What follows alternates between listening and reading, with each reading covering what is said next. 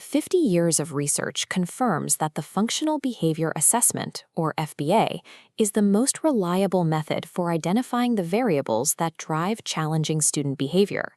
Yet, when schools actually attempt to implement this specific clinical protocol, the entire system grinds to a dead halt. This timeline tracks the technical adequacy of school-based FBAs and behavior intervention plans, or BIPs, from 1997 to 2024.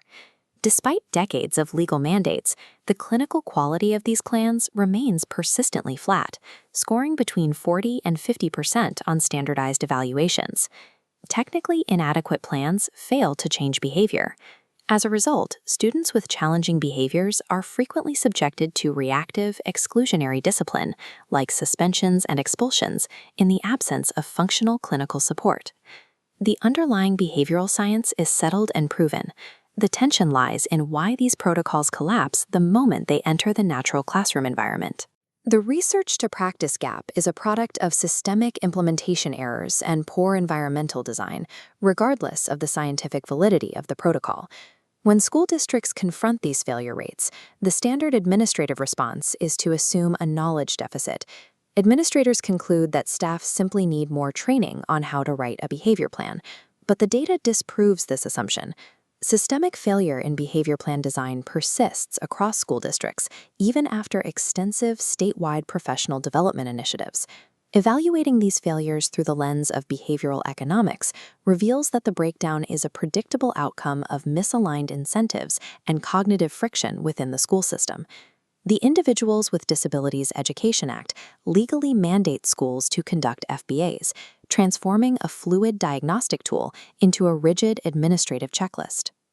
Liability protection has become the primary optimization target of the federal FBA mandate, overshadowing its original diagnostic intent. An educational system cannot train its way out of a problem created by its own choice architecture. We have to analyze the specific incentives driving the people who write these plans. Researchers rely on the Technical Adequacy Evaluation Tool, or TATE, to dissect the quality of school behavior plans. The TATE is a standardized scoring rubric measuring whether an FBA and its intervention plan contain the components required for behavior change. This chart shows average TATE scores across a statewide sample. In defining the target behavior, teams are highly proficient, with nearly 50% surging to a perfect score. These definitions pass the stranger test, proving school teams possess foundational assessment skills. But the protocol breaks down during the translation phase, where teams must convert data into specific interventions. Here, we see a steep drop-off. Scores flatline for item 13, replacement behaviors, and item 14, reinforcement strategies. This creates the function-intervention mismatch. The school team identifies the cause, but prescribes an unrelated intervention. For example, an assessment correctly diagnoses that a student acts out to escape a difficult math task, yet the resulting intervention plan assigns a sticker chart as the reinforcement strategy. This mismatch guarantees failure. A sticker does not address the need to escape a difficult task. The underlying behavioral need remains unaddressed, rendering the plan useless in practice. Mastering the assessment phase provides no value if the resulting intervention contradicts the diagnosed function of the behavior. This mismatch occurs frequently because of an economic principle called Goodhart's Law. Goodhart's Law states that when a measure becomes a target, it ceases to be a good measure. In special education, the law mandates that the school must possess a completed behavior plan document. When possessing the document becomes the primary goal, the clinical quality of that document is ignored. School teams operate under severe time constraints. They optimize their workflow to produce required paperwork and avoid liability, prioritizing speed over clinical outcomes.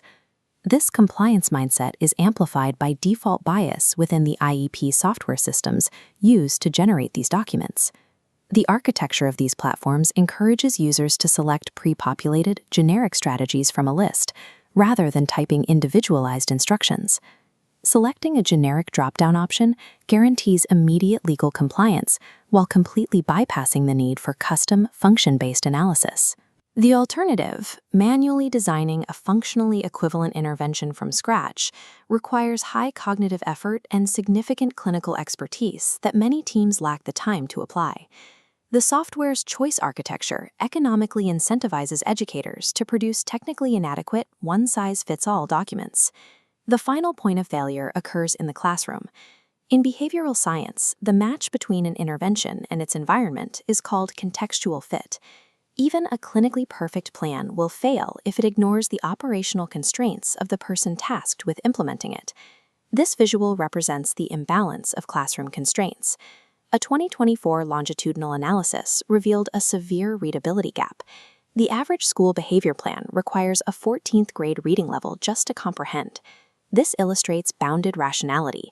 Human beings have finite limits on their cognitive capacity and time, especially a teacher managing 30 students. People make decisions based on limited resources available in the moment. The daily reality of managing a full classroom severely limits the cognitive bandwidth required to execute complex, multi-step behavioral protocols.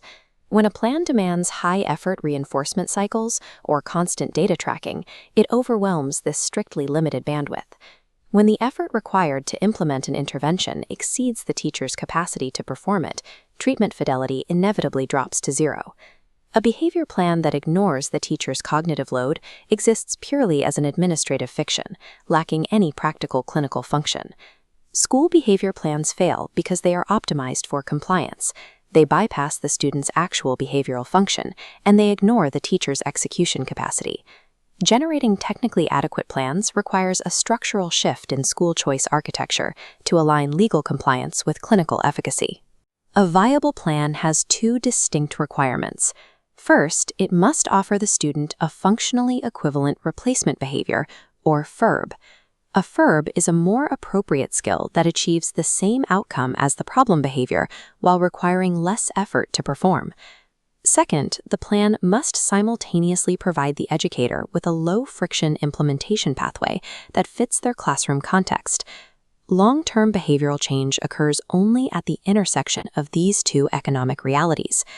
Failing to satisfy both the student's function and the teacher's context leaves the behavior plan as a document of compliance, unable to function as an instrument of change.